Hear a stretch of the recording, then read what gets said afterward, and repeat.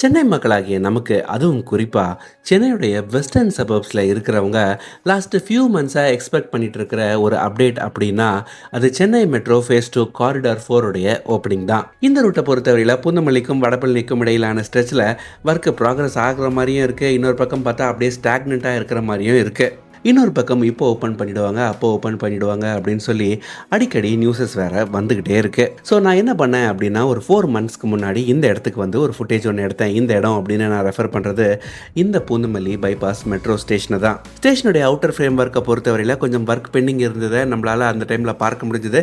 Class panels எல்லாம் அமைச்சிட்டு இருந்தாங்க, almost complete பண்ணியிருந்தாங்க. பட் ஒரு சில இடங்களில் பெண்டிங் ஒர்க்ஸ் அந்த டைமில் இருந்ததை நம்மளால் பார்க்க முடிஞ்சுது. அதே மாதிரி ரோட்டோடைய 2 சைடையும் கனெக்ட் பண்ணுற மாதிரி ஒரு வாக் ஓவர் பிரிட்ஜ் ஒன்று அந்த டைமில் கன்ஸ்ட்ரக்ட் பண்ணிட்டு இருந்தாங்க.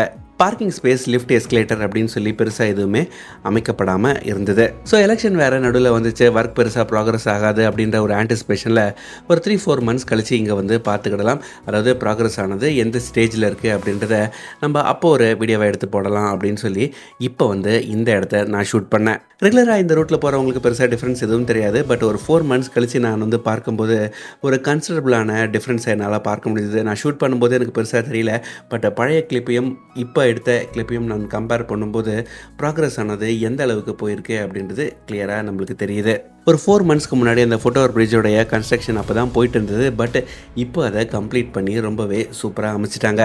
கீழம்பாக்கம் பஸ் டெர்மினஸ் கிட்ட இருக்கிற வாக் ஓவர் பிரிட்ஜ் மாதிரி அப்புறம் கன்ஸ்ட்ரக்ட் பண்ணாமல் இப்போவே அந்த வாக் ஓவர் பிரிட்ஜையும் சேர்த்து கம்ப்ளீட் பண்ணது ரொம்பவே நல்ல ஒரு விஷயம். இந்த ஸ்டேஷனுடைய எஸ்கலேட்டர்ஸ் ஆகட்டும், லிஃப்ட் ஆகட்டும், ஸ்டேஷனுடைய லைட்டிங் ஆகட்டும், 2 வீலர் 4 வீலர் பார்க்கிங் எல்லாமே ஆல்மோஸ்ட் கம்ப்ளீட் ஆன நிலையில தான் இருந்துச்சு.